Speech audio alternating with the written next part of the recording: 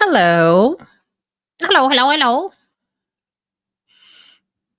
You guys check the description box so that you can see when the video actually starts. I'm just gonna wait for more people to come up in this room.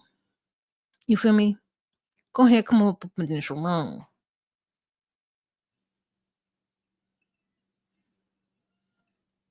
It's good to be back. Hard to know. It's good to be back.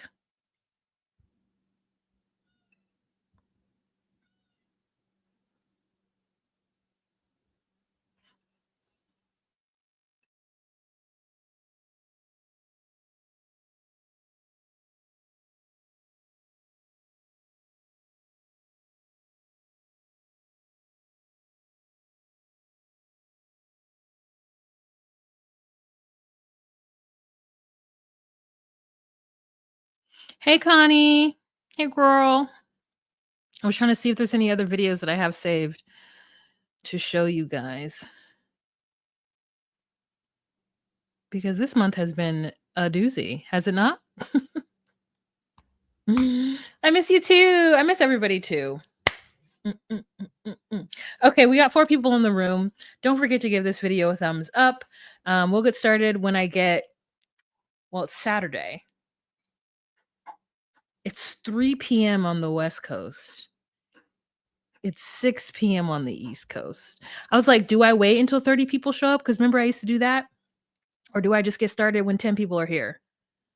There's 9 people in here now. Hey, Ebony. How you doing?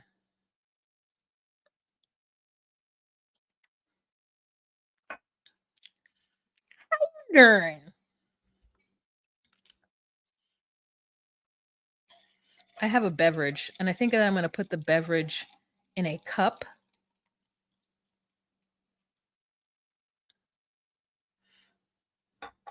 That's what I'm going to do with my beverage.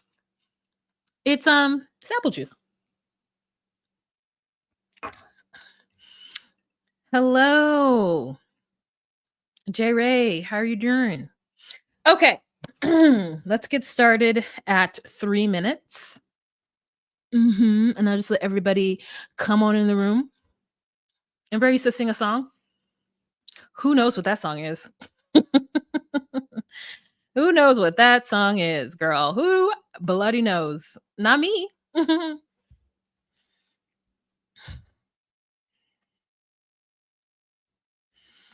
Great. Get my notes. You know what song I do have in my head? Sweet Cherry. The minute you walked in the joint. Hey, everybody. My name is Wahima, but just call me Wah. Melanated. Welcome to my monthly YouTube show called So Far This Year. This month is February 2025. And let me tell you, a lot has happened. Okay? A lot has happened. Especially because we have such a inflammatory political system. And it's so interesting to me that people outside of the country are like, oh, I'm this, I'm that. And I'm like, how are you not even an American citizen of the United States of America? And you're like, I'm Team Trump. Excuse me? What do you mean you're Team Trump? What? Weird. It's weird because it's not like I'm Team. I wanted to say Modi. Is that the president of India? Can't remember his name. I'm Team Claudia. I don't know these people. Okay, let's get started off with the very first thing that I have on my list. Hi, Margot. The very first thing that I have on my list is the tariffs, the tariff war between Canada and Mexico with our president, the president of the United States. I guess I can't really say our president. God, he looks so crazy, doesn't he? Just like the craziest looking person, you know what I mean? Just like crazy. Okay, so let me read the definition of the word tariff because I think there's a lot of people who are super confused about it. Tariff is a tax. Let me read it. A tariff is a tax on imported or exported goods. Tariffs are a type of trade regulation that protect domestic industries and raise revenue for governments. So basically, what a tariff is, y'all, and I feel like my audience are people who already know what a tariff is, so I don't really have to explain it, but let me just say it anyway. A tariff is kind of a country's way, specifically the US's way, of trying to get business people to buy things here. So what they say is, listen, you can go ahead and buy stuff from China and Thailand if you want to, but anything that comes in is going to have a tax on it that comes in from those places. And most business people, in fact, I'm sure all, because it's bad business to not do so, they are going to push that payment onto the consumer. So example, let's say a company, me, I buy jump ropes from China. I can get jump ropes in the US, but the jump ropes that I buy in the US cost $20, which means that I would have to sell them to my customers for $28 so that I can make a profit. And the reason why I'm charging $28 for it instead of just like 25 or whatever is that because I have a company, I have to pay people. I have to pay people to do stuff in my company. So I have to up the price. The wholesale price is $20. The price I'm making the consumer pay is $28. Now, that's if I buy it in the US. Let's say those same jump ropes are $10 if I buy them from China. Okay. So you're like, oh, great, I'm gonna get them from China because the jump ropes are only $10. If I buy them domestically, then they're $20. But if I buy them over there, it's cheaper.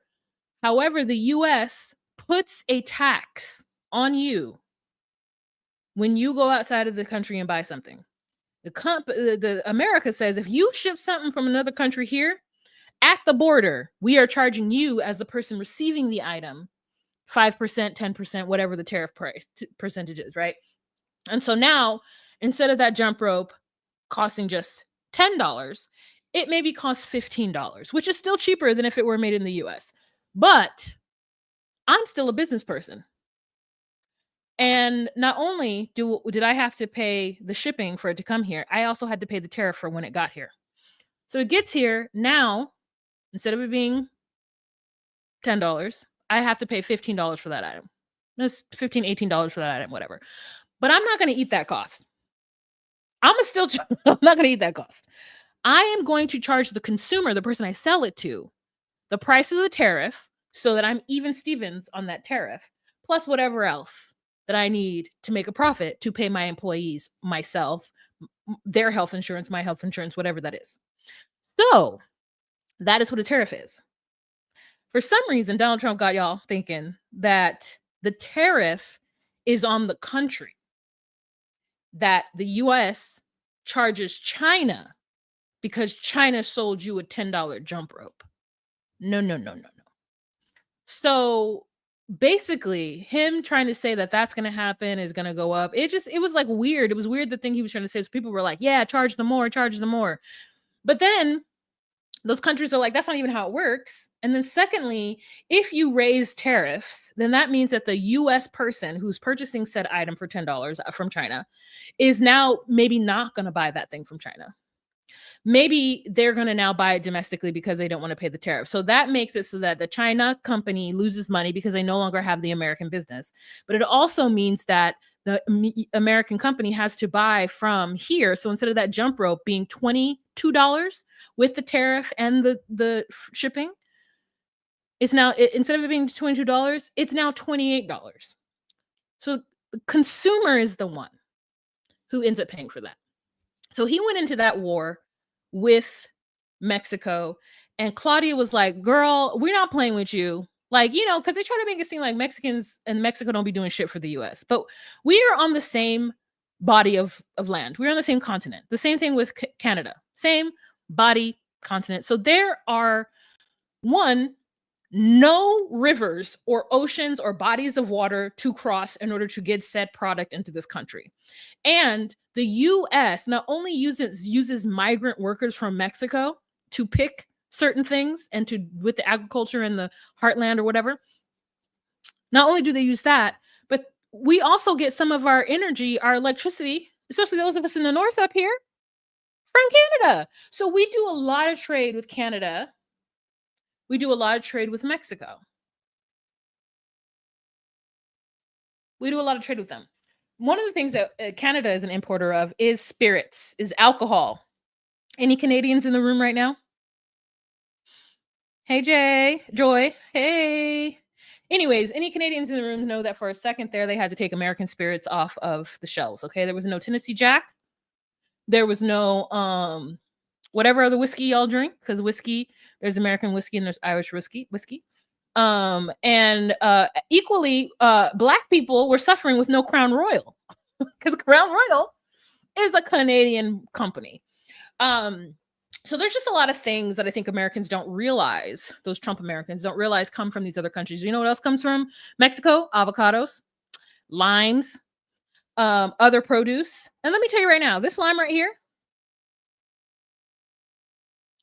88 cents. 88 cents?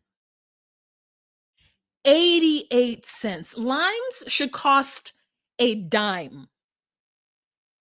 Any fruit in which you could just plant a tree and it could sprout should be nothing. I'm gonna tell you right now, growing up, we used to just take from our neighbors. That lemon tree used to just hang over. So my dad Jimmy rigged some kind of thing with a little like can on the top, and he cut a little V in the top of the can and then stuck a stick in it, and we would just and then because the V in it, the can was sharp, so it would cut the branch or the little like stem, and we had lemons. Hi, Josephine. Hey, Connie. Connie, I knew you were Canadian. I forgot. I mean, I knew, but I forgot you were in the room. But you know what I mean? So it's like, it was, I feel like, now, do you think I got this from like Whole Foods or like London Byerly's or somewhere expensive? I got this from Cub, C-U-B, okay? That's like for Californians, maybe for like other people, that's like Kroger's or what other place? HEB. I don't know what HEB is. I can't even speak for it. In California, that would be like Albertsons, Stater Brothers. 88 cents for a lime. Are you crazy? You are crazy. Okay. I want to pay 25 cents for a lime. In fact, I want to pay 25 cents a pound for a lime. That's what I want to do. Okay. So it's crazy to me that was 88 cents.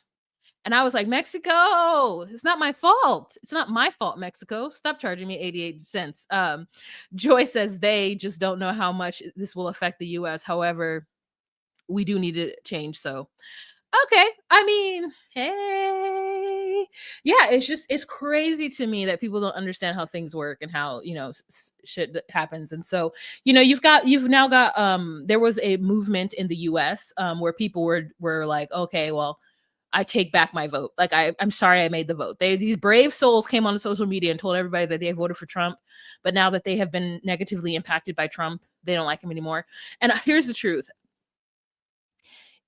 If you only care about what things Trump has done because it impacted you and you didn't think it would, you're not a good person. You're not a good person. Okay, I get it that our natural instinct as humans is to be selfish and to survive and all those things, but I think that when you choose to live on the grid and not out in the wilderness with your own devices, I think that you give up a certain amount of you give up something in which you then have to think about the good of the people and the good of the country when you vote. That's how I vote. You don't have to vote that way, but that's why I vote the way I do, because I have a lot of conservative beliefs, right? But I don't think that other people should have to live under the rules of my beliefs. I think if they think differently, they should live however they want to live. Like, we should have like smaller government, the overhead process of it, but there will always be people in a society who just can't figure it out. There are going to always be people who are doing drugs. There are going to be people who are just bad humans and bad, adults, and make choices and that are bad. And if we don't help them and give them resources to make better choices, they will continue to make bad choices. And that will affect me even more, in my opinion. I'm somebody who believes that when you have a low job rate or there's no jobs in a certain town, people then tend to lean towards, things that make them feel good, like alcohol and or drugs. And then when people get addicted to drugs and they have children, then their children have a higher chance to be addicted to drugs or on whatever. Then there's crime. And that affects me. I'm not somebody who's like, oh, I just want to be behind a gate. I want to be behind a gate where the riffraff can't get in. Like, that's not right, because the riffraff, they have good children. And sometimes their good children get caught up in that. So if we can give every chance to a child to make a better choice by having federal systems and or at least state systems that help to keep people, you know, from making the worst choices because of a scarcity mindset, or because they feel they have to because of their surroundings, then so be it. This whole idea of even a woman's autonomy to abortion. I have my feelings about what I think, things that I would do for myself, ways that I would manage my body in order to not be put in that position. But other people have different ways of moving about it, and that's not me. So who am I to say that they can't get something that might end up helping them in the long run? Because then they don't have to worry about having a child when they're not ready. Then that they don't have to raise a child poorly, and then that child grows up and, I don't know, doesn't also do well, and it just continues the cycle. Like, we're saving everybody. So I just think it's really silly for us to put rules on people who don't follow our things, right? And then when you vote in a certain way, and then you realize that you are affected because you thought you weren't going to be affected, and then you want to be like, oh, my bad, shh, just lay down, and then catch you next time. Let's catch you next time. Make a different choice next time. So keep your little things to yourself. All right. So speaking of some other negative things that y'all's president did, was the whole ICE raids. There was a protest in California. This is such a strong picture. I thought I had some video of it. It was all over TikTok. I'm from LA. I think other cities had it. I know Minnesota, Minneapolis specifically, there was a protest with our Mexican population. There's Mexicans all throughout the Midwest because of migrant work, all throughout the Midwest and the agricultural states.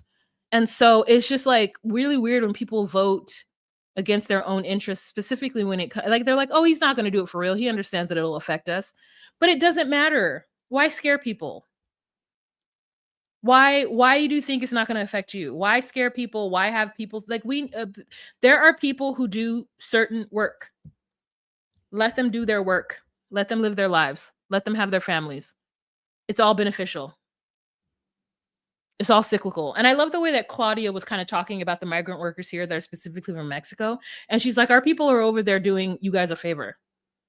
I don't know. Maybe there need to, I don't know, but maybe there needs to be like an official migrant workers like situation where they get a green card if they come over here and work. Because this whole idea of demonizing these people is like wild to me. Okay. So then with that, there was a black man on TikTok who went viral for saying that he was with the Mexicans, and that he was, or any migrant workers, they're not all Mexican, and that he was going to make MAGA stand for migrants ain't going nowhere. And then quickly he said that, and he didn't act fast enough. And some woman in Texas, non-minority woman in Texas, went it upon herself to get it trademarked. So then he had to like do some swooping and diving to kind of change that around. But I really thought it was really cute that MAGA, Make America Great Again, turned into migrants ain't going nowhere. I like that. Okay. So that was cute. Now we're going to move on to the Grammys, where Kendrick Lamar came through in a Canadian tuxedo in which he won 5 Grammys, it looks like, in his hands. And he already had like 23.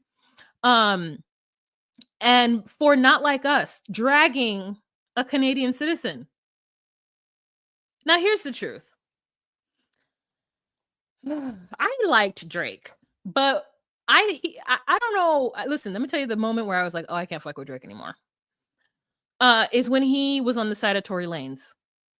And the truth is I really was starting to pull away from him because I felt like he was a colorist and he was only going after certain women. And like, here's the truth. You don't have to be attracted to me. But I feel like it's weird when people are like, oh, I don't like dark-skinned women and I'm not going to be seen in public with a dark-skinned woman. And that's what I kind of felt like. That's all I was getting from Drake. Not to say that it's true, but that's just what I was getting from Mr. Aubrey. Okay. And so when he did that thing with Meg, and he also like was on the same side as, was it Andrew Tate? He was on the same side as some problematic males. And I was like, okay, Mr. Graham, I'm done with you. And so Then when Kendrick Lamar came out and called that man a pedophile and said all your people are weird and you're doing drugs and why you hanging out with that nigga because he weird too, so stuff like that. I was like, ooh, Drake, you're in for it. But this man won a mini Grammys, and everybody in the audience at the Grammys was like, and it's probably a minor.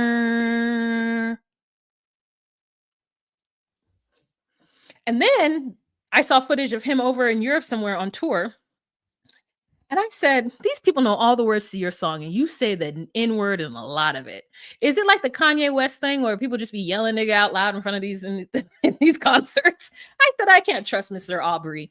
I can't trust him. I can't trust him. I feel like he is a culture vulture. I feel like because his father's from Mississippi, he was like, oh, I'm American. But it's like, are you though? I mean, here, I don't want to take anybody's Americanness from them, right? Because like people try to take my Americanness from me too. But it feels a little suspect. It feels a little suspect. It feels like a little problematic for me in this day and age with him.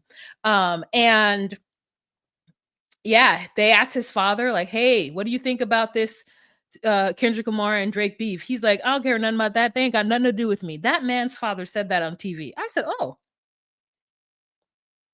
your daddy isn't even with you. That's interesting. Also on the Grammys, Beyonce won a country album of the year. No, album of the year and best country album at the Grammys. Good for her. It's been a long time coming. I think if she should have won it for anything, it should have been Lemonade. And you know what? Sometimes they do. They give you a Grammy for something that you're just like, that wasn't for this album. That was for the other one. I don't know, though, because I didn't fully too much listen to Cowboy Carter. So I'm just going ahead and say that. But I really liked the one before that, Renaissance. That was good. So congratulations to her. She don't need my congratulations. Who am I? Nobody. Then we're gonna move on to the funniest thing that I think has happened was Miss Ma'am Onajah. Miss Ma'am Onajah. I want to know if y'all know about Miss Ma'am Onajah. I need to change my name, says give this a thumbs up. Is this Lynn J? Who is this? oh, hey Shay. Drake has been trying to drag the GOAT Serena forever, and Kendrick said, not on my watch. We're not there. Oh, it is. Jalen, hi.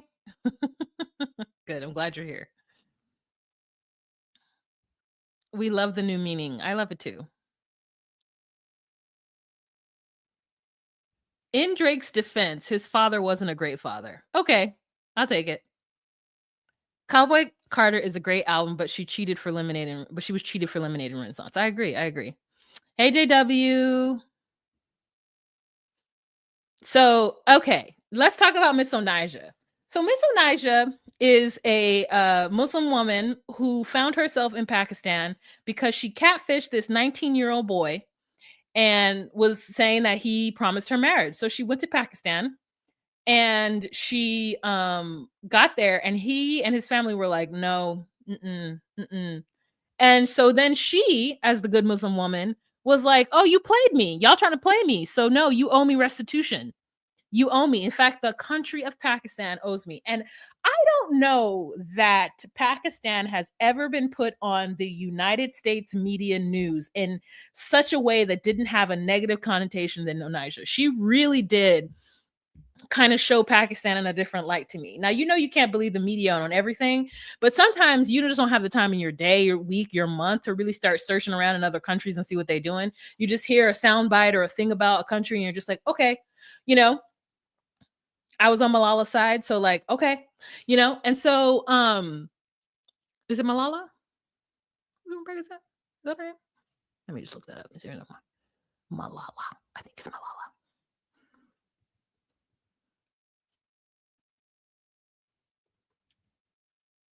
Malala. Okay, great. So sometimes you know what I mean? And so the way that these Pakistani folks put up with her nonsense, gave her airtime, I mean, she was sitting there with a folding table in front of her with like 5011 mics just laid out, not even on a stand, just laid out on top of each other so that all these news outlets in Pakistan could pick up her shenanigans. And she was over there with her, I mean, come on, New York City, bro. I don't know what borough it was from, maybe Brooklyn, but it was like, I'm gonna need everyone in Pakistan to give me $2,000 so that I can, Miss Onajah, like, she was over there. Y'all need to fix these streets up. I need $200,000 so that I could get to Dubai. Just like over there acting up. Over there acting up. And they just was like, okay. Mm-hmm. 2,000 a week and some land. Now, we were getting all kinds of reports that she was in a manic state, that she has bipolar disorder. So that was just terrible that she found herself. And so finally, the Pakistani folk were like, you need to get up on out of here. Where you want to go? Because they were going to put her on a plane back to the US. And she was like, I'm not going there. So she then went over to Dubai. As far as I know, we haven't heard from her since. And that's where I'm like, where is she at? I tried to Google it and look, and I didn't see nothing. So, in Dubai, they don't play. So I hope she's okay. Inshallah. I hope they got her home. You know what I mean? Also, speaking of Ramadan Mubarak. Ramadan Mubarak. For those of you who are practicing Muslims, Ramadan Mubarak. I'm so excited. I love Ramadan for folks. Okay? I love it for you. I was in TJ Maxx today, and there were a lot of Muslim women in there purchasing things, and I was like, "Ooh, what's your table placement gonna look like? What are you cooking at home right now?" It was Somali, so I was like, sambusas." Like, I want to know what everyone is eating.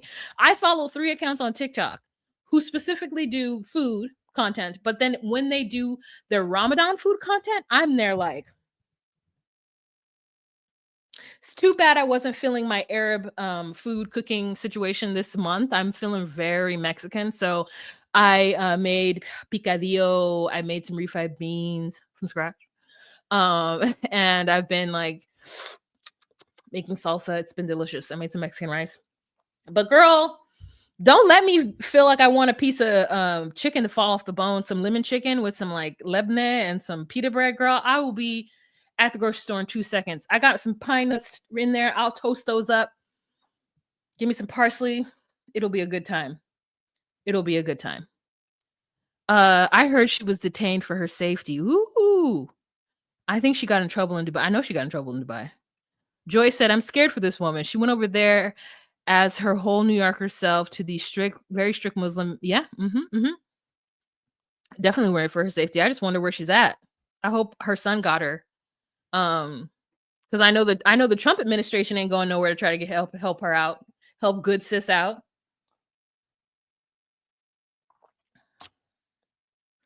Okay, so moving on to your president again wanting to take over Gaza.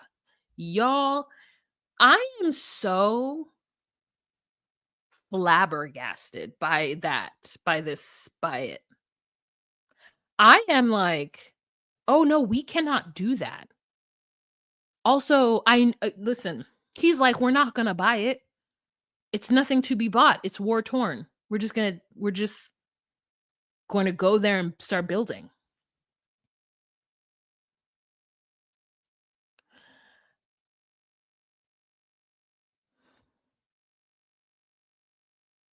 It's going to be like some kind of beach resort.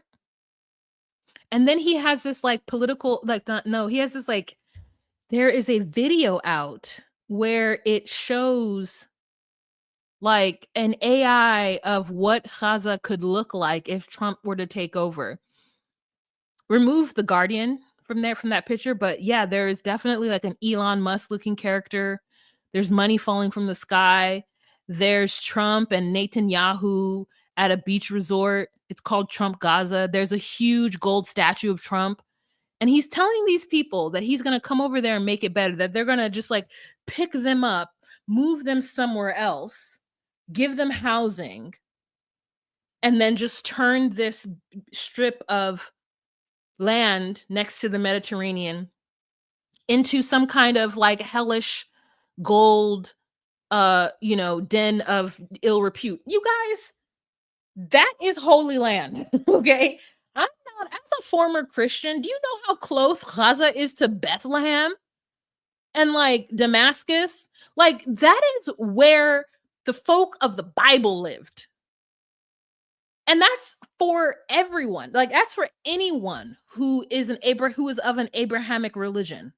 Okay? That is holy land for Muslims. That is holy land for Catholics. That is holy land for Jewish folks, Christians, Christian Catholics, same thing. That is holy land. I need y'all to pull up a picture right now of where Bethlehem is, where Damascus is. And you let me see if I can share my screen, because I just think people don't understand where Gaza is.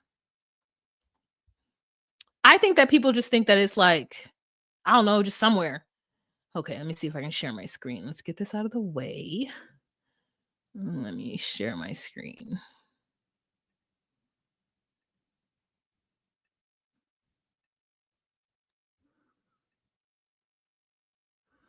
Okay, so here's Gaza. Here is Jerusalem. If we pull out a little more, here's Israel.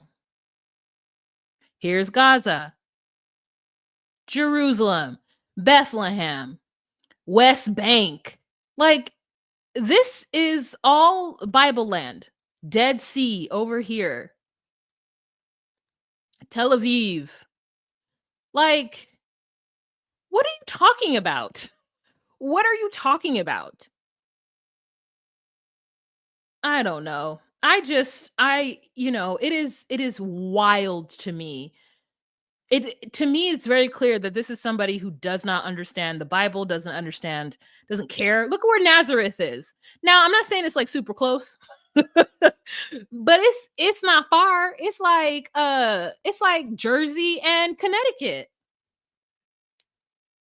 It's like Jersey and it's not far.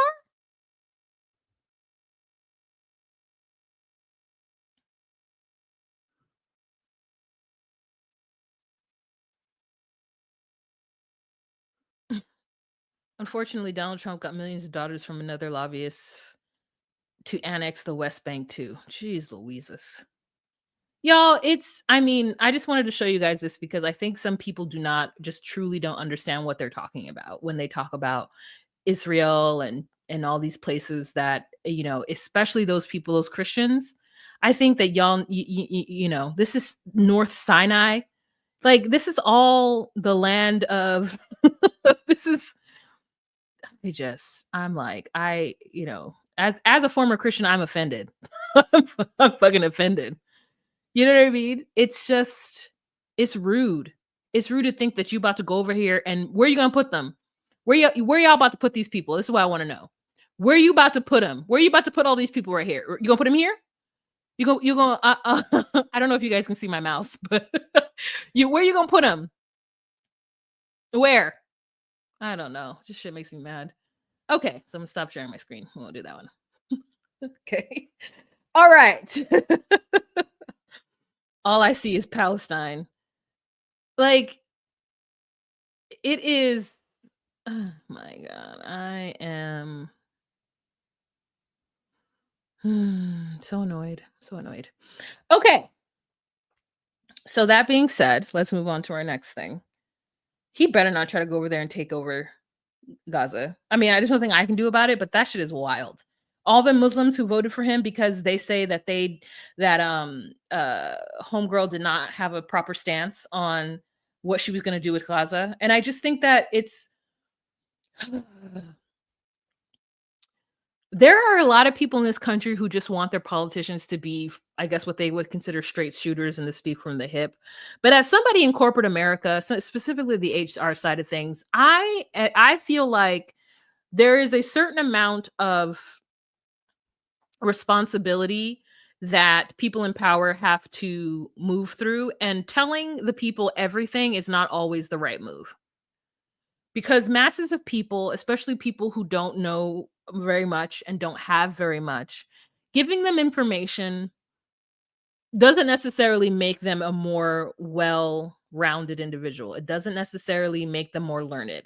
It just creates fear. And when people operate from fear, to me, they make foolish choices that don't work well for the masses. And I think that because she didn't say specifically what she would do to support the people of Palestine, they voted for the other guy who has called minority shithole countries, who has talked badly about our migrant workers. Like, and I think that some folks, especially depending on their proximity to whiteness, some minority people in this world do not think of themselves as being a minority racially, right? They may think of themselves, oh, I'm Muslim, I'm different because I'm not Christian. But like, you're in America, your race plays a thing too. In fact, on the census, not the census, but like, I think they just added Arab as a group that you could pick on what's your racial identity. But for the longest time, Middle Eastern people were considered white. And it's like, no, because when they get to the US, they're not treated as white folks. Well, sometimes you delude yourself into believing that you are and that you'll get those benefits until someone tries to come and displace people from an area you are from and you realize, oh, I'm just a nigga like everybody else. Like, I just think that people forget that imperialists and colonizers will colonize. They will imperialist. They will do these things. And especially from all the way across 2 continents. They will cross an ocean, they will cross a continent to get to you, to displace you so that they can put up high rises and hotels. So it just makes me sad that folks just need that bravado or need that whatever in order to do it. So it's just like, I don't know. I don't know. Kamala didn't have a proper stance, but I believe in harm reduction, and Kamala made sense for the safety of a lot of communities in America and abroad. That's what I think too. Yeah, I came to the realization that most Americans don't know the difference between ethnicity, race, culture, and citizenship. It's really interesting to me that folks don't think that they're going to get treated like black folk, and then when they get treated like black folk, and when they get treated like migrant workers or Mexicans, or they get treated like those folks that unilaterally everybody thinks it's okay to shit on, then they're like, oh, what me? And I'm like, yeah, you.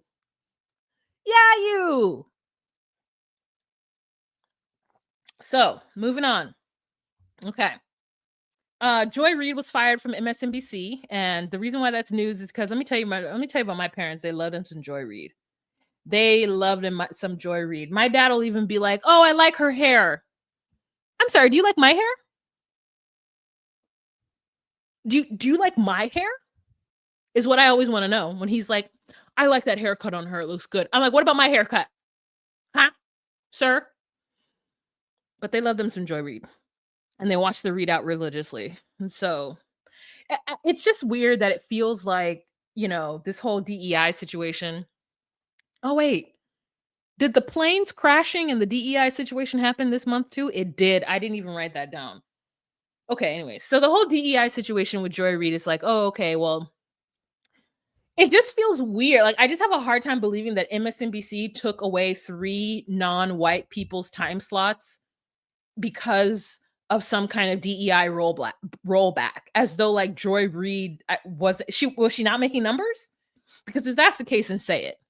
Were these people not making numbers? I don't know. The truth is, I don't know. It's bias in my household because my family watches, and I'm gonna say my parents watch MSNBC religiously. They know everybody. My dad is like, "Oh, I really like Rachel Maddow's jacket." You like my jacket? It's so funny to see my dad, who's like, all of my life has been rather machismo and rather like masculine presenting. And I'm not saying that him paying attention to that is wrong or not masculine or machismo, but I'm saying is that normally there's just not something he ever talks about. And so for him to then watch somebody every single day and have an opinion about what they wear, the kind of makeup they have on is so weird. Because I'm like, you've never paid attention to me in such a manner. And I would like to know. I would like to know. So so pay attention to me because I've got short hair and I wear blazers too. Just kidding. I don't wear blazers. So hey, y'all used to work for Newsweek over here in marketing. Her numbers went down in the 40 percentile, I believe, but it was no higher than her white counterparts. Okay. Okay. Cause as an HR professional, you gotta tell me something that makes sense. You gotta tell me something. You gotta make it make sense a little bit. You can't just be like DEI initiatives, you're out. Like, obviously, her numbers must have gone down or something like that, right? Whew. Okay, so now let's talk about the plane crashes. Okay, so the plane crashes. I really think I'm just gonna say this. Everybody hates me because when I talk about boomers, because I have boomers in the comments, and I'm not saying this is you. You're obviously a smart boomer if you're paying attention to me. You're a well-versed, well-rounded boomer. But the way Donald Trump's response was like, "Oh, it's really sad these people died, but if it wasn't for those DEI hire pilots and those DEI hire people in the towers, then they would have never crashed. Thank you, mic drop." Like, no. Your job as president is to make people feel comfortable and make them feel supported. And it's really shitty the way he talked about them folks, as though like their lives really meant nothing and let's turn it on the Dems. He keeps talking about Joe Biden and Kamala. They run through his mind 24/7. And it's like, you already won. Are you trying to convince your base that you still hate Biden? Like, what is this need to talk about how you're doing things different than Biden and how Biden messed up and how Kamala would have messed up? What is this incessant need to do that? And it's weird to me that no one is turned off by that. No one from his base is turned off by that. That's like, to me, if I were a Republican who just was like, I gotta vote for Trump, it would get on my nerves. I would be like, okay, you gotta go. Like, I don't want to talk about Biden anymore. I don't want to talk about Biden anymore. Like, do what you said you were going to do for me. Get her done. Lower the prices of eggs, even though you didn't because my lime is 88 cents. Do what you said you were going to do and stop talking about the opposition. Like, let's just keep it moving. And the fact that his people aren't like, stop talking about Biden. It looks weird. It's weird to me. It's just weird. It's weird. And so I just feel bad because there's been so many plane crashes and it makes me suspicious. It makes me go, has there always been this amount of plane crashes and they just haven't really talked about it? Or is it just really planes be crashing now? Like, and if so, well, I got several trips planned. One of them is probably going to be on Delta. I took Sun Country this last weekend or past weekend, and it was not a good experience. They need more flights in and out of Minneapolis. But really feel bad for those people. Also, the plane that flipped, the Delta plane, they're trying to offer them $30,000. Absolutely not. You mean 300 million is what you mean. I'm sorry, those people need to sue Delta out of business, or at least sue Delta to where they can put their prices down, because I know Delta's supposed to be the best. And listen, I'm gonna tell you right now, anything that has a TV in the head rest in front of me, they got my vote. But I'm like, bring Virgin America back, because that used to be my jam. I like Delta, but I feel like it's too much for what little they give. I'm gonna need them sun chips that they give out to be not the mini, but to be like a regular, like, kid size. They be giving you the littlest. Give me the whole can, Delta. Give me the whole can of Coke. You know how much I pay for this seat? 200 more than the next guy. I need a whole can. I need the whole can. I need a regular size, kid size, not the mini. Okay? Of my sun chips. And also them almond cookies. Give me 2. Delta be doing too much. 30,000? You mean 300,000? That's not like that's not enough. 300,000 is not enough. I need 3 million. I need 3 million USD dollars, because your shit flipped over. And now I'm stressed the fuck out. I can never get on another plane ever again in my life. Could you imagine? No, I couldn't. I'm gonna tell you right now, when the plane does a little dip, I'm like, oh, I'm ready. I'm ready, Elizabeth. I'm ready, Elizabeth. I already feel like I'm taking a risk getting on an airplane because I don't quite understand how airplanes fly. Like it's magic to me. I'm telling you, I try to understand a lot of things about science, but a plane in the sky, I don't understand the aerodynamics of such a thing. So, Harry, Ron, Nim, whoever's in them towers, get it together. And also, I hope those folks are okay. And I'm really sad for the family of the plane and the helicopter from. I mean, it's just a lot. It's a lot of shit talking, and it doesn't make any sense. Okay, now let's get back to pop culture. The guys, this is all happening in February, and you know I'm missing a lot. You know I'm missing a lot. This is February shit. It's crazy. Okay, so then we have the Super Bowl. Wonderful visuals. Okay, American flag. And for those of you who watch 90 Day Fiance, Biniam's up in there somewhere.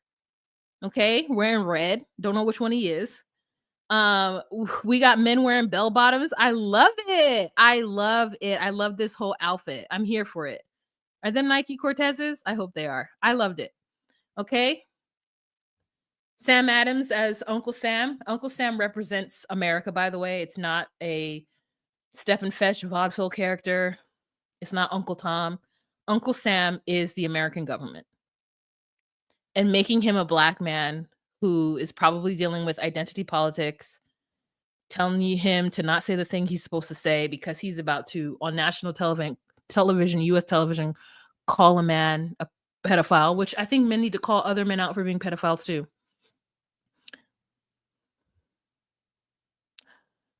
You know that song? I don't remember the name of it. It's a banger, but it's really rapey. It's really statutory. I didn't even say the R word. 16 years old. They say you don't. Dun, dun. And I want you to know if I could fly, I'd pick you up and take you into the night and show you love like you. You know that song? I'm aging myself. That song is inappropriate. Inappropriate. Oh, Joy. I work in aerospace. It's basically a lot of combustion and blades. It's magic. Okay. That song is wrong, Joy. Listen to it. Okay. It is wrong. Okay. Anywho, so really loved the Super Bowl, loved what it was about. It just, it was great. And there was just such commentary about it where like folks were like, that's the worst ever. And there weren't any white people on stage. I was like, there wasn't like, also, I mean, okay, my thoughts are from 2000 to now, there have been plenty of white folks on the stage. It's only heightened now because of Trump and DEI. When Beyonce did her thing with what's his name? Bruno Mars, when the West Coast did their thing, what was it? It was Dr. Dre. It was all the only white person on stage was Eminem. So like it happens. But there are plenty of all white shows that happen. There's plenty of all white shows. And listen, why don't they get Taylor Swift up there? Why don't they get Miss Carrie Underwood to do something? Like if you want to have white people for the next 3 years at the Super Bowl halftime show, do it. I don't care. Do it. It's either going to be a good show or it's not going to be a good show. It has nothing to do with anything else. Just saying that Not Like Us was brilliant and it's what I wanted. And a lot of people loved it. Okay. Speaking of white folks, girl, let me tell you, this Bhad Bhabie Alabama Barker nonsense. I know we're not supposed to care because they're both culture vultures, but part of me, because Danielle was only 13 years old when she first hit the stage, I'm like, can we call her a culture vulture? She was probably just around a bunch of black people. 13, 14, 15, 16, 17, 18, 19, 20, 21. She's been up for 8 years. She's 22 right now, doing OnlyFans. And I was like, why would somebody give up a career as a rapper to do OnlyFans? And here's the truth. I would give up a career to be a stripper in 2 seconds. To just get money from men or women, and I don't have to be worrying about people complaining and asking me questions. Like, oh my God, if I could just get into sex work immediately, I would. I am tired, okay? I just want to shake my ass and make money. Shake my ass and be able to pay my bills. That's what I want to do. Sick of it. I am sick of it. So, anyways, I got a little something, something for you. I got a little something, something for you.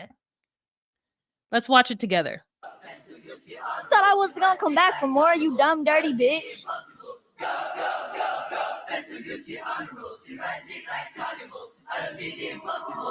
Why this bitch obsessed with me? I just don't understand. You suck the dick straight out my ass. Who got the upper hand? I see why you ain't got no friends. You miss all fucking man. Your stepmom burned out. Why she took her sister second hand? I know you're out. You're reaching out. You need my name for clout. That stanky pussy got you kicked out the Kardashian house. You hit my DM like no more. This song you tapping out. I go rehab with this flow. Bitch, I'm blacking out. No, you not a model. Get that flow right back to Lotto. You ugly with no makeup. Put some beats. You fuck on Jacob. How many times I got to tell these hoes I've been a bitch? My money long, shit on the floor, look like I printed. 7 foreign cars, live on the hills, my shit ain't rented. Keep my baby daddy name out your fucking mouth, or Will Smith it. This hoe belong all in the zoo, see I don't understand. She put on Tiger and killing babies, I see the sonogram. Flex like me, wanna be just like me. But I got plaques on plaques on plaques, like Soldier Boy teeth. Dye your hair like me, weird bitch, not me. They fucked you back to back to back, that could never be me. Ain't speaking no God's plan, Alabama. Simon says, fuck your feet, move your hands, Alabama. Baby says, I'm up the street like here I am, Alabama. You really dumb enough to think I'd tell you anything, you dumb dirty hoe. I wouldn't tell you what color socks I got on.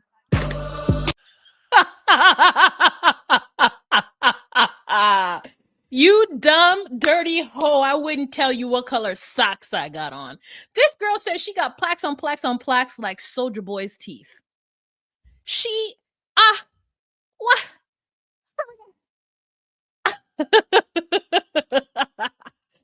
I know it's not, but it sounds like a parody, like Kids Bop for the Trailer Park. When you order Meg Thee Stallion and Nicki beef on Temu and they send you this. What happened to her face? Yeah, no, that's real. What happened to her face is real. It's real. Okay, so here's the beef. Alabama Barker is Travis Barker from Blink-182's daughter. Travis is now currently with Kourtney Kardashian, who is a Kardashian. Okay. Alabama's 19 years old. She and Bhad Bhabie, aka Danielle, were friends.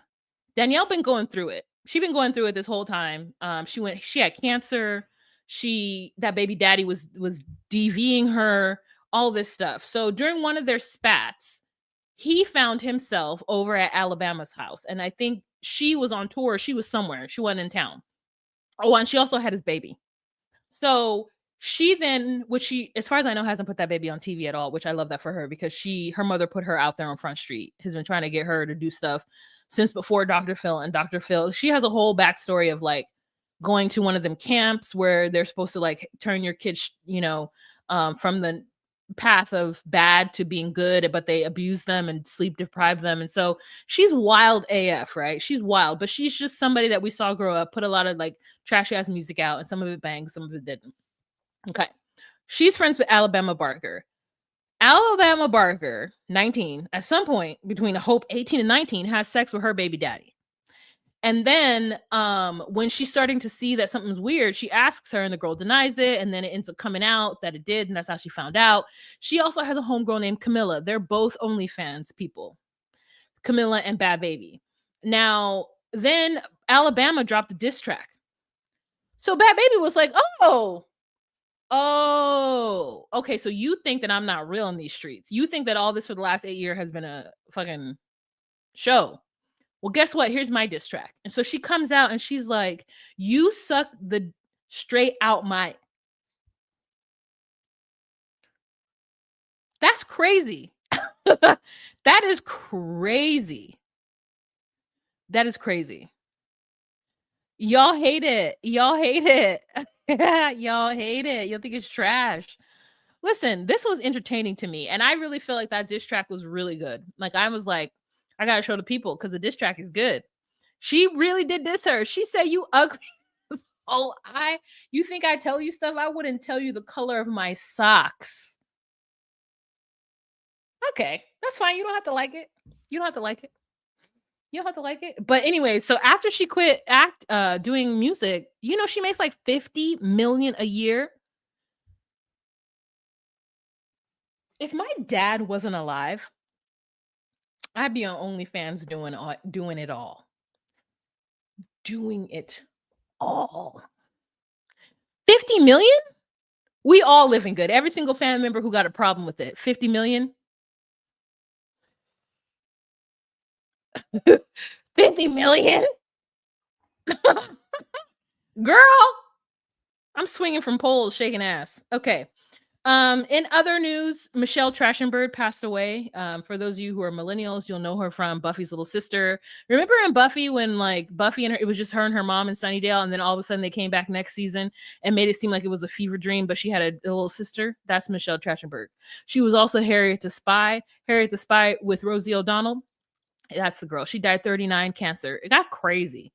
That made me really sad. I was like, damn, Michelle Trachtenberg. I hadn't seen her in a while, but like, damn. That's a lot. That's a lot. So, yeah, that's a lot. Okay, so we have Elon Musk. He's in charge of Doge. Girl, it's too much. His son in the White House telling Trump to shut up because you wasn't president anyway. The fact that Elon Musk has 12 or 13 children and nobody say nothing, but we stay talking about what's his name that got a lot of kids, even though Elon Musk is the most Now here's the truth. Here, I have a question for the masses. You guys can tell me what you think. Would you be mad at a man who had more than 8 kids with different mothers who either didn't have enough money to take care of them or had the money but didn't have the time? Because the truth is that to me, it's the money. I'm not necessarily worried about the emotionalness of that child, even though maybe I should, but that's not my child. So like, that's the mother's. I think that's the mother's responsibility, especially if you have a child with a man and he has other children how can he emotionally be there for your child? So maybe you thinking you're going to do all of that, so that's fine. But like, to me, it's more important that you financially be able to take care of that child. It's not important for me for you to necessarily be there because I just don't know that. I mean, if you can show me one man who makes a lot of money like that, who's like a billionaire, who like is a good man, like who has something worthy to share. Yeah, like I just don't necessarily know that when you make that much money that all your moves you make are right moves. So to me, so you may not be a role model. So to me, the most important thing is that you take care of them financially. And like any issues that they have from there on out, they can also just go to therapy and pay for it because you're paying for that too. So like pay for all of it. Pay for them for the rest of their lives and pay for all of their tuitions and their medical bills and also pay for them. Joyce says you can't buy time. His children will grow up selfish and entitled, and that's harder to fix than growing up poor. Ooh. Okay. Nick Cannon thinks he is, but we all know the truth. Both because he doesn't have intelligence, but all the audacity not to get a vasectomy.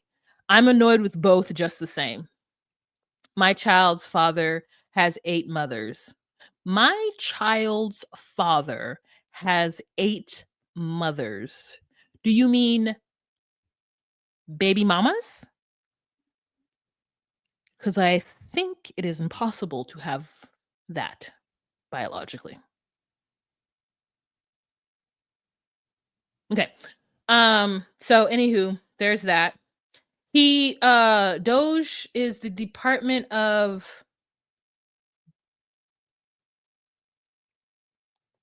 something, and he's checking to make sure that they're spending their money wisely. People are being laid off, people are being fired.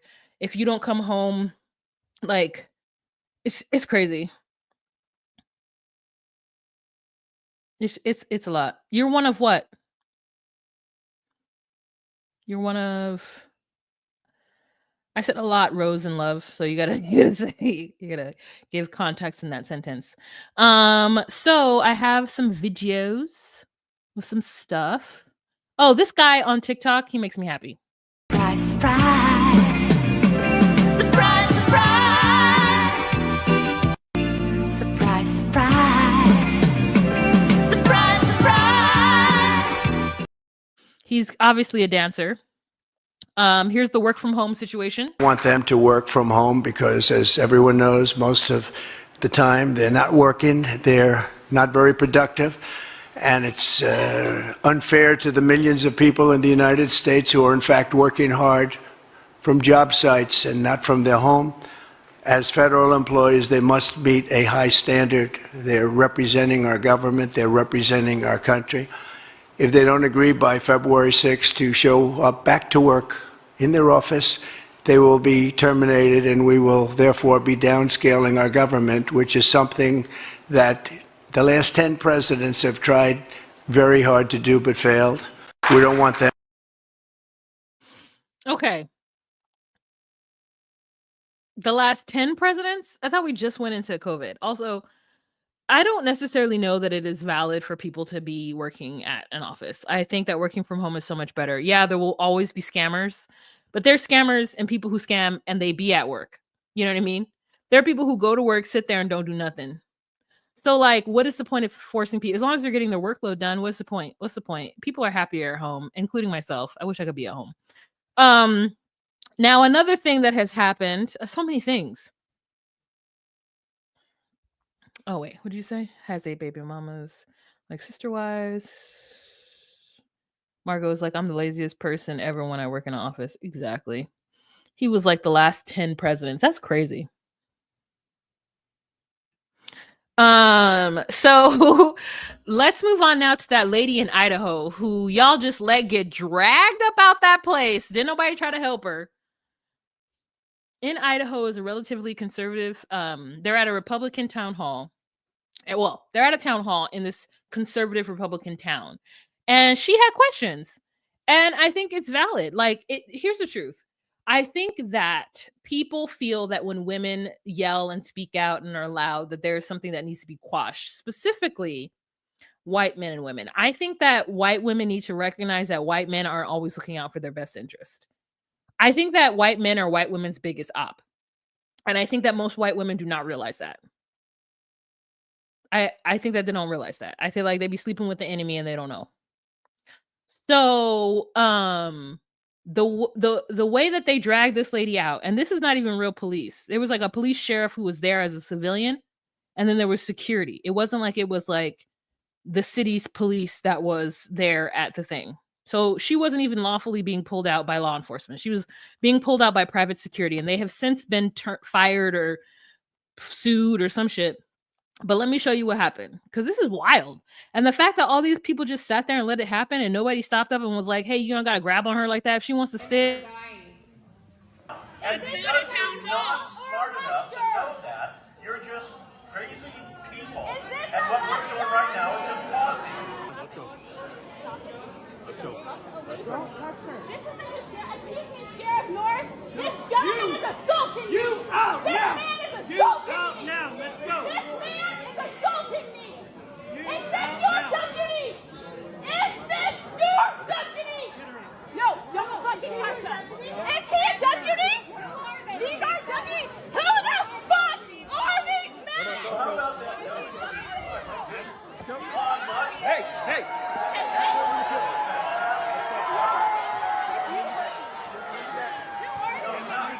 It's too bad that we have some 150-year-old Social Security recipients mismanaging money.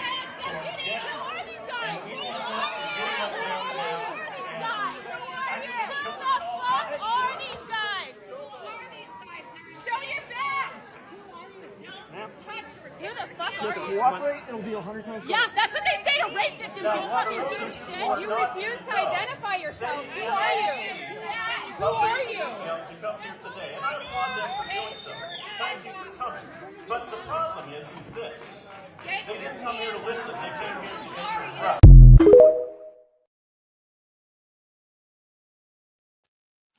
They didn't come here to listen. They came here to interrupt. Isn't that what our democracy is? Peaceful protest. She's peacefully protesting. Now, if you didn't like it, you didn't like it. And I just felt like she shouldn't have been treated like that. Where I just am like, that's wild.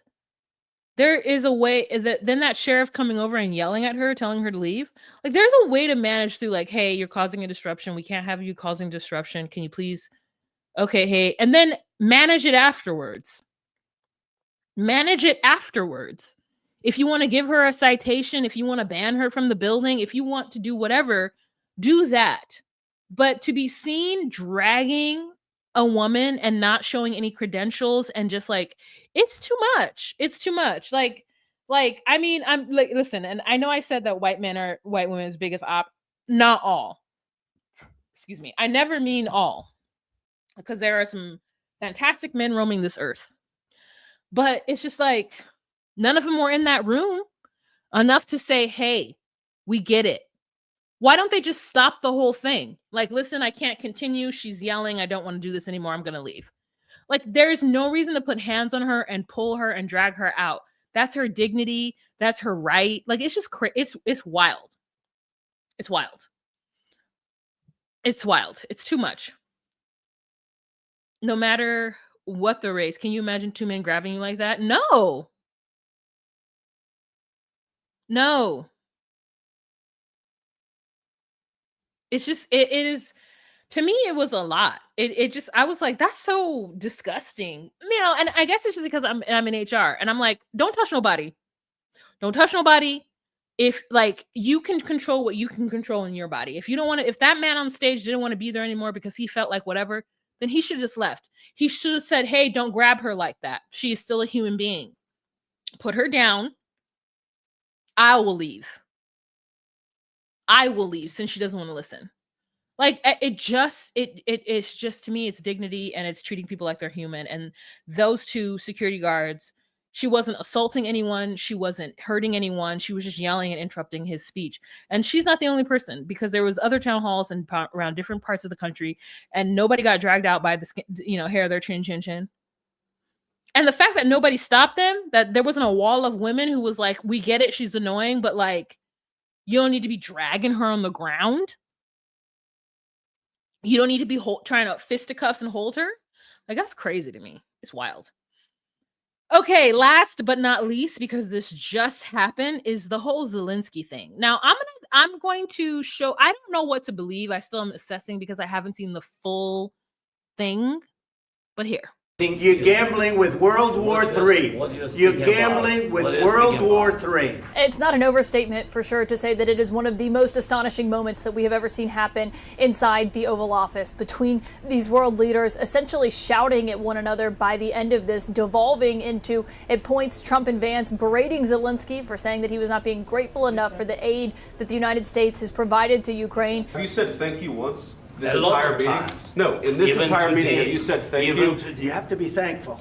You don't have the I'm cards. thankful. You're buried there. Your people are dying. tell you You're again, running I low know. on soldiers. Don't- Listen. And Zelenskyy arguing back that they do not understand Putin, essentially, that he will violate any agreement if the proper guarantees aren't in place. That seemed to particularly incense Trump, as he was saying, don't tell us what we're going to feel. During the war, everybody has problems. Even you, but you have nice ocean and don't feel now, but you will feel it in the future. God bless. You don't know that. God bless. You don't God know that. bless. You Don't- will not have gotta- a war. Don't tell us what we're going to feel.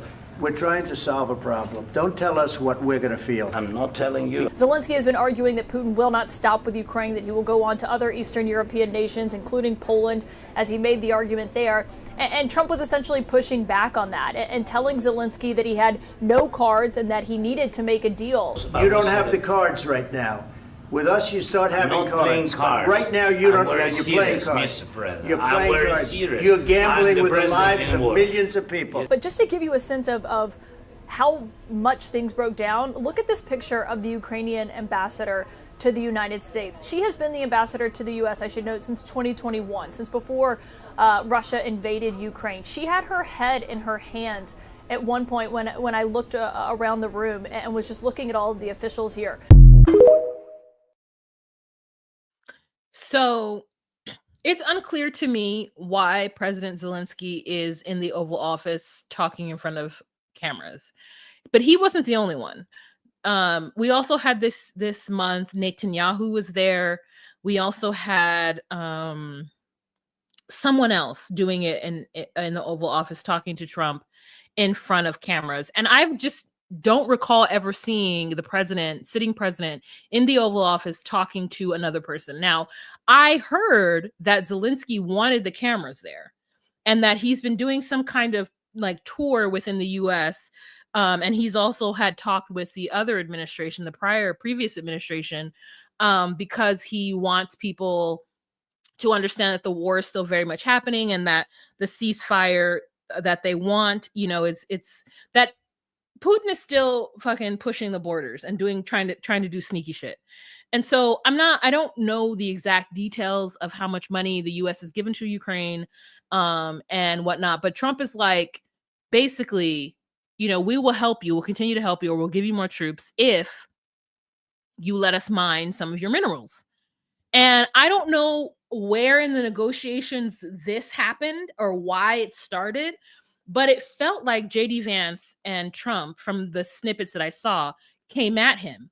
Now, I'll have two Black people give you guys their opinion of what happened. First, I'm going to give you this lady because I don't know if she's a Trumper or she just really has all the details. But here's this. Okay, I'm going to wrap up this White House meeting in a nutshell and keep up, okay? Because I'm going to go kind of fast. Well, what happened? Zelenskyy decided he wanted to invite the media in, and Donald J. Trump and Vance was like, that's fine. We ain't got nothing to hide. We don't know why you want the media in here in our meeting, but okay, that's fine. We don't care. So the media was there, so we saw the whole thing unfold. What really happens behind closed doors when you see them presidents and leaders really negotiating and going back and forth, that's really what be happening behind closed doors. It's not nice. It's not pretty. Okay, I digress.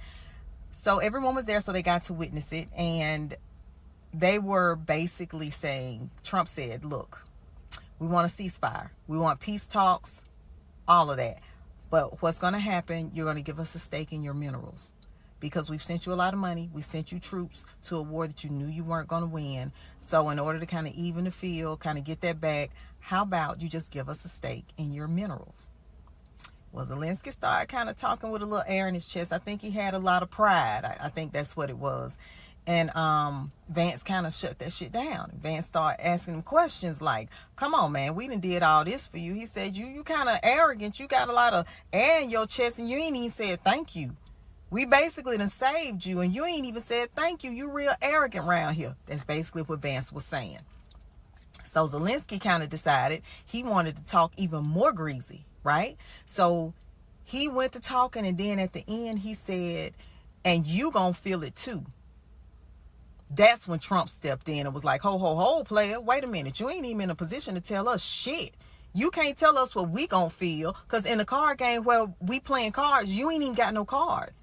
If it weren't for us, you wouldn't be sitting here right now. And Trump said out his mouth, he said, that stupid ass president, he didn't say stupid ass, but he said stupid. He said that stupid president sent you all of that money and sent you them troops. They kept talking, and Trump was like, let's stop that right now. We just gonna stop with you telling us what we gonna feel, because you ain't in a position to tell us shit. All right, fast forward. They kept talking. They kept going back and forth. Trump said, look, you toying around with World War III here. We trying to give you some peace talks. We trying to get a ceasefire going on around here. And you walking up in here with the air in your chest. Like, what's going on, my guy?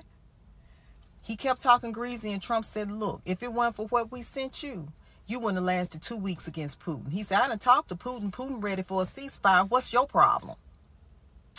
When he said, you wouldn't last 2 weeks against Putin, he gonna double down. Zelenskyy gonna double down. Okay. I like it. I like what you guys are saying. I like it. Because I was like confused. I was like, did I miss the beginning part? Because it didn't seem like Zelenskyy was doing all that she was saying. And also, why should he be thankful? He did say thank you. Okay. So now, here's what this other man said. Where's the game? They had Zelenskyy in the goddamn Oval Office 2v1 jumping his ass. It was really like the Stephen Clay Yakubian babblers and Trump and JD Vance versus just Zelensky. He was trying to be on his LeBron shit. He was trying to be on his Steph, Jimmy Butler shit. You feel me? But what's funnier to me is, first off, like, this nigga JD Vance is such a fucking dweeb, bro. Like, I have seen some nerdy ass, dork ass niggas, and some of them have kind of been like charming how they carried that. You know what I'm saying? Some of them have been funny, smart. Not that nigga JD Vance. That nigga just embodies the dweeb. It's crazy, bro. I've never seen nothing like it in my life. This nigga gonna ask Zelensky, why aren't you in a suit? Don't you wear a suit when you visit the president? And then it made me think, like, bro, don't Elon Musk be around y'all niggas in a fucking t-shirt and a blazer, geeking, looking a plum ass fool? Y'all ain't G-checking his dress code, but y'all gonna try to do that shit to Zelensky. You know what I'm saying? Niggas try shit on who they think they could get away with it on. And I feel like that is kind of why people like Trump, because he just like embodies that American bully image. But shit, niggas still ain't realized how bully stories be ending.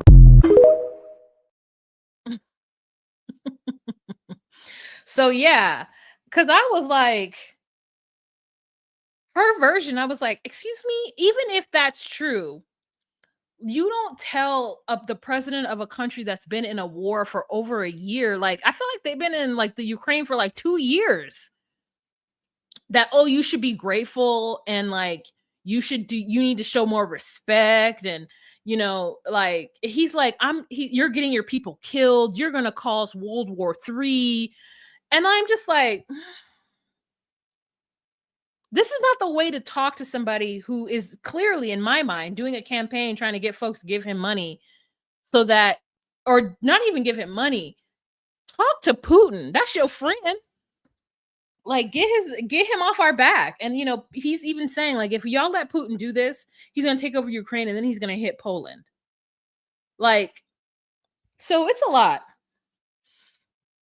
The third, God, that's a long ass time. And there are civilians, and he's over there talking about you're going to get your civilians killed. And he's like, well, you know, the reason why y'all don't have the wars that you have is because you are by yourself. And I think that's valid. The US is not made up of 50 countries. It's made up of 50 states. Could you imagine? I want y'all just to imagine for a minute that each state was its own country. Texas would have been took over Oklahoma. Texas would have been took over Oklahoma. Like, Texas would have been took over. I'm like, New York would have been took over Connecticut. In fact, New York would have took over the entire Connecticut, New Hampshire. It would took all that shit up. Like, it's just it's like crazy the way that Americans don't understand. You good, Gato? Something happened with Gato. You see him over there playing around. Americans just don't understand that, like, we have those good relationships with our neighbors, and that's great for us. We're the super. That's great for us. Like, it's great for us. And it's like we're part of the NATO, and it's just like it's a lot. Like, if he gets over to Poland, we gonna have to join it because of NATO. So it's just like it's not about deals. It's not about being business. It's like a combination of business and like social ineptitude. Or no, aptitude. So it's just like it's a lot. It's a lot, and it's just sad that this man had to like sit there and be double teamed by and like who even asked JD Vance? I'm gonna tell you right now, if we talk about the separation of powers and like the way it works, the vice president, why don't you go over there and talk to Congress? Them his peoples. Vice president is the president of Congress. Okay, where is Marco Rubio? Marco Rubio is the Secretary of State. He the one that is the diplomat. How come? I don't understand why JD Vance was there and Marco Rubio wasn't. I think everybody just needs to like do a little research and see what people do supposed to be doing in the White House. But like, it's never a situation where the VP and the president are taking over. He's like, don't you tell us what to do. Don't you tell us about World War III. You don't know anything about what we do. And then one of the press was like, oh, what if there's no ceasefire? He's like, well, what if a bomb drops on us? What do you mean, what if? I'm like, okay, no. You don't have an answer. So that's why you got mad. You don't have an answer. You don't have a game plan. You're just waiting for things to come as they happen. Like, you're waiting for things to happen as they come. Just like, whatever happens and we'll react. No, have a plan. Because a reactionary plan is no plan. You need to have a proactive plan. Okay. What else did I have? Oh, Diddy's lawyer quit. He looked like he was part of the Nation of Islam anyway. I said, this man with a bow tie and this hat, he probably saw some shit that Diddy was doing, was like, listen, I can't. It's against my religion. I gotta go.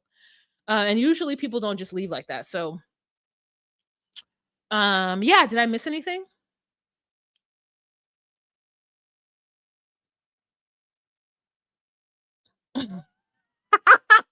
Little Marco was there. He was sitting there looking uncomfortable. Oh, he was there. Okay. Cause I'm like,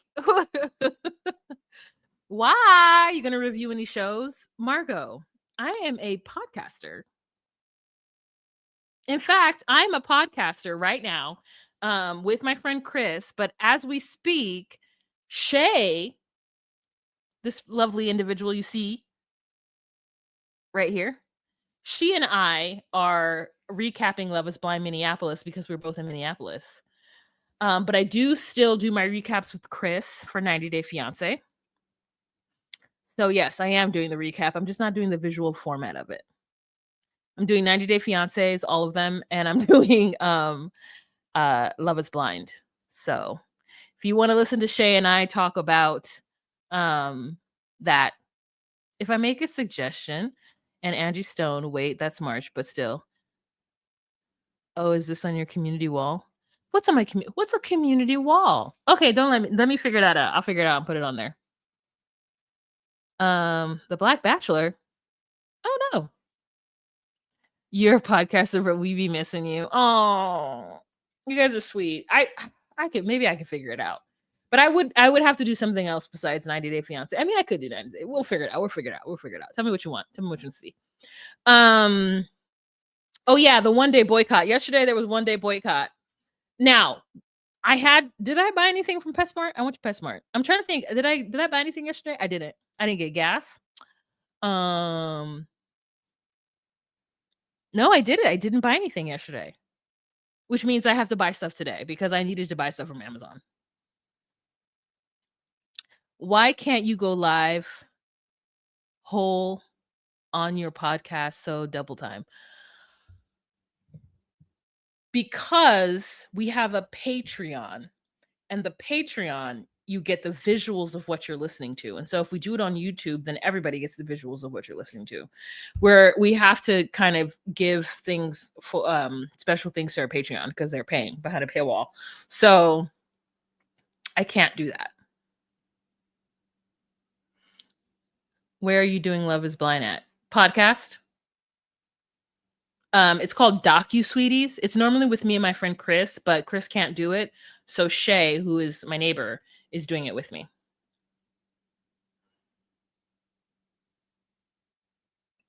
I haven't started watching, was hoping to find someone reviewing it. Girl, you know it's me. What are you talking about hoping to find somebody? It's me.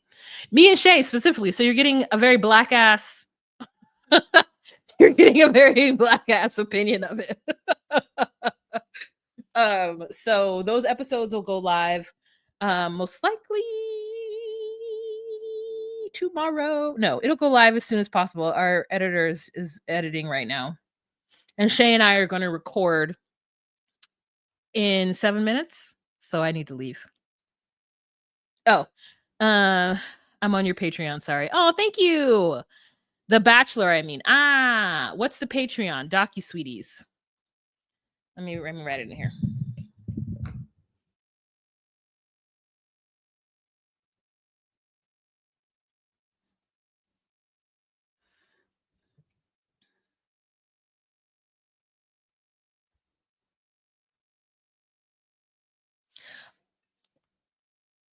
Is it anti?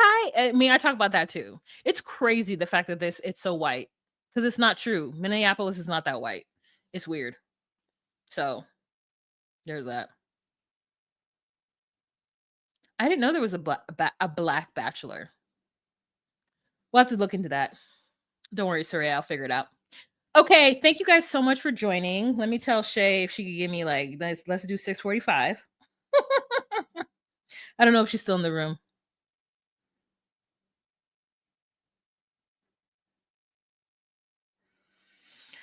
Thank you guys so much for joining me. I want to tell you guys to tell me what I should talk about in these monthly ones because I'll be doing it at the end of the month. Next month, it's on the 31st, and that's a Sunday. So hopefully, maybe I'll try to do it maybe the 30th, a Saturday, because Sunday the 31st, I might have plans. But I really, works for me. Thank you. Thank you. Yeah, I really do enjoy doing these with you guys. I like coming with receipts and like videos and stuff like that. I want to give you guys a good I want to give you a good presentation, and it hurts me that editing a video takes so long and I just don't have the time to do it. So I do want to like do these monthly and really talk about the things that are going on. I love you guys too. And I thank you so much for supporting me. And if you guys want to see what's happening with us, you can follow me on my YouTube channel here, as well as like this video, subscribe. But you can go over to DocuSweeties and you can subscribe to DocuSweeties as well. You will get the visuals of different things once they become available, and you get to see me and Chris interact. So if you can't do things now, you can look for DocuSweeties on any platform that does podcasting, and please give us a listen to. Especially Love is Blind, because that's the new thing we're doing right now. We're also talking 90 Day Fiancé is a staple, but we really want the like ones that are not every single week of our lives to kind of get some listens. So please check that out. Thank you, Soraya. I appreciate it so much. All right, you guys, love you so much. That's the end of this episode. I want to thank you guys for joining me. Don't forget to give this video a thumbs up, share on any social media platform that you deem fit, and I'll talk to you later, okay? Remember to be you, be true, and find your place. Bye. The minute you walked in the joint, I could tell you was a man.